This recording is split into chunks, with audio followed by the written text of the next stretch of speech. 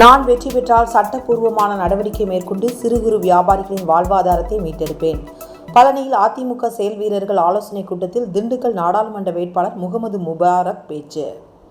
திண்டுக்கல் நாடாளுமன்ற தொகுதிக்குட்பட்ட பழனி சட்டமன்ற தொகுதியில் இன்று அதிமுக செயல் வீரர்கள் ஆலோசனைக் கூட்டம் நடைபெற்றது. இதில் முன்னாள் அமைச்சர்கள் நத்தம் விஸ்வநாதன், திண்டுக்கல் சீனிவாசன், அதிமுக கூட்டணி எஸ்டிபி மாநில தலைவர் முகமது முபாரக் கலந்து கொண்டார்.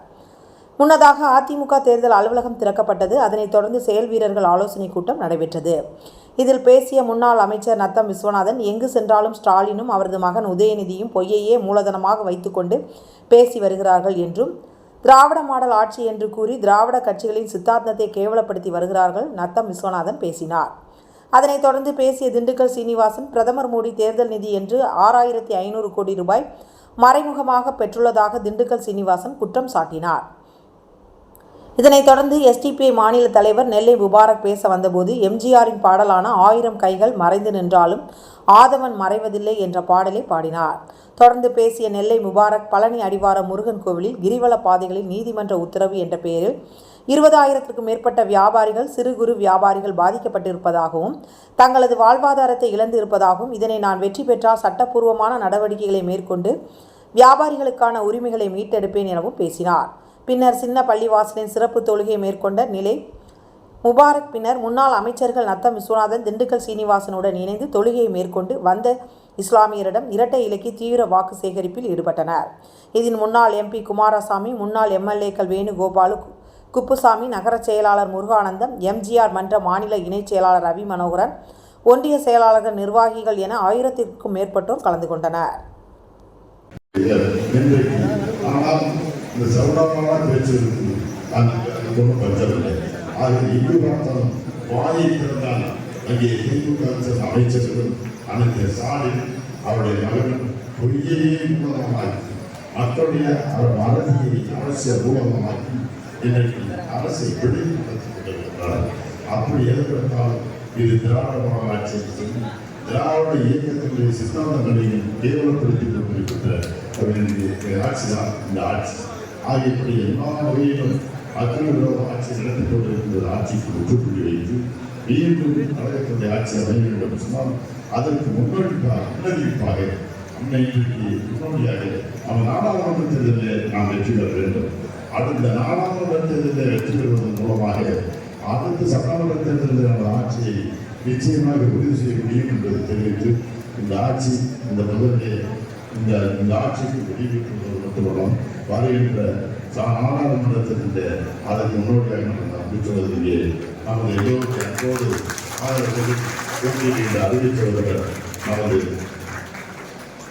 கழகத்தினுடைய வெற்றி வேட்பாளர் முகமது முபாரக் அவர்களுக்கு 2 சின்னத்தில் வாக்கு செலுத்திய வாக்கு அளித்து மிகப்பெரும் வாக்கு வித்தியாசத்தில் அவரை வெற்றி பெற செய்ய வேண்டும் என்று ஒவ்வொருவரும் அன்போடு கேட்டு நீங்கள் அன்போடு திரு நரேந்திர மோடி அவர்கள் பேசிட்டு போதெல்லாம் 10 வருடமாக இந்த நாட்டை ஆளுகிறோம், நாங்கள் கரைபடாத கருத்துக்கு சுத்தக்க வேண்டும்.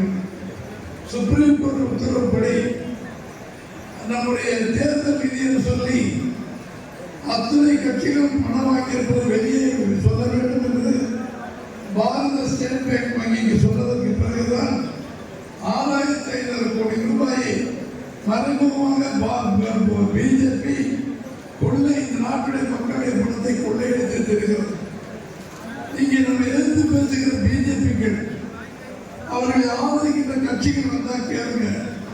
யோகிய சிகாமணிகளே, கரைபடாத கலந்துக்கு சொந்த ஆதவன் மறைவதில்லை, ஆணையிட்டே யார் கணித்தாலும் அலைக்கடல் என்கிற புரட்சி தலைவரின் வரிகளுக்கு இணங்க அலைக்கடல் ஆர்ப்பரித்து திரண்டிருக்கிற பழனி சட்டமன்ற தொகுதியினுடைய அனைத்து இந்திய அண்ணா திராவிட முன்னேற்ற கழகத்தினுடைய கூட்டணி கட்சியின் செயல்கள் கூட்டத்திற்கு தலைமையேற்று வழிநடத்தி கொண்டிருக்கிற 50 விஷயங்களை செயல்படுத்துவோம் என்று சொல்லியிருக்கிறோம். அந்த 50 விஷயங்கள்ல ஒன்று பழனியினுடைய அந்த மலை கோயிலில் அங்க இருக்கிற அடிவாரத்தில் இருக்கிற கடைகள் எல்லாம் இப்பொழுது உயர்நீதிமன்றத்துடைய உத்தரவால் இப்பொழுது நீக்கப்பட்டிருக்கிறது. ஏறத்தாழ 20,000 குடும்பங்கள் அதனால் பாதிக்கப்பட்டிருக்கிறது. என்ன செய்வது என்று தெரியாமல் இப்பொழுது அவர்கள் திணறிக் கொண்டிருக்கிறார்கள். எனவே அவர்களுக்கு போதுமான சட்ட ரீதியிலான போராட்டத்தை நடத்தி அவர்களுக்கு சரியான தொழில் செய்வதற்கான வாய்ப்புகளை நான் வழங்குவேன் என்று சொல்லி அதிலே நான் குறிப்பிட்டிருக்கிறேன். அதுபோல கிரிவல பாதைக்கு செல்வதற்கு பஸ்கள் கிடையாது, ஒரே ஒரு பஸ் தான் இருக்கு. அந்த வரலாறு எடுத்து பார்த்தா அந்த பஸ் கூட எங்க அப்பா சீனிவாசன் அப்பாவுடைய சொந்தக்காரர் தான் அந்த ஒரு பஸ்ஸையும் வாங்கி கொடுத்தார். தம்பி மகன் தான் வாங்கி கொடுத்தார் என்று சொல்லுகிற வரலாற்றையும் சேர்த்து மக்கள் வந்து சொல்லுகிறார்கள் என்று சொன்னால் எந்த அளவிற்கு அரசு இப்பொழுது அவர்களை கைவிட்டிருக்கிறது என்பதை நாம் புரிந்து கொள்ள முடியும். அது மாதிரி அங்கே பேட்டரி கார்கள் இல்லை, லட்சக்கணக்கான பக்தர்கள் வருகிறார்கள், ஆனால் அவர்களுக்கு பேட்டரி கார் இல்லை. இப்படி தேடி தேடி அந்த ஆன்மீக தளத்தை மேம்படுத்த வேண்டிய அவசியம் இருக்கிறது. நான் என்னுடைய தேர்தல் அறிக்கையில கூறியிருக்கிறேன், கொடைக்கானலிலே ஒரு கிரீன் ஏர்போர்ட் கொண்டு வருவேன், ஒரு பசுமை ஏர்போர்ட்டை கொண்டு வருவதற்கான முயற்சியை மத்திய அரசாங்கத்திடம் பேசி நான் கொண்டு வருவேன். அப்படி கொண்டு வந்தால் கொடைக்கானல், பழனி, மதுரை, ராமேஸ்வரம் என்கின்ற நாளையும் இணைத்து ஒரு ஆன்மீக சுற்றுலா தலமாக பழனியும் கொடைக்கானலும் ராமேஸ்வரமும் மதுரையும் அது டெவலப் ஆவதற்கான வாய்ப்பு இருக்கிறது என்கின்ற திட்டங்களை நான் முன்னெடுத்திருக்கிறேன். எஸ்கேப் ரோடு என்று சொல்லுகிற கிளாவரையிலிருந்து கேரளாவுடைய கொச்சிக்கு போகக்கூடிய பாதையை திறந்து விட்டால் 48 கிலோமீட்டர்ல இங்கிருந்து கேரளாவுக்கு சென்று விடலாம். நம்முடைய காய்கறி வியாபாரம், இங்க இருக்கிற பல வியாபாரம் அத்தனையும் ரொம்ப எளிதாக கேரளாவுக்கு சென்று வருவதற்கான வாய்ப்பு இருக்கும்.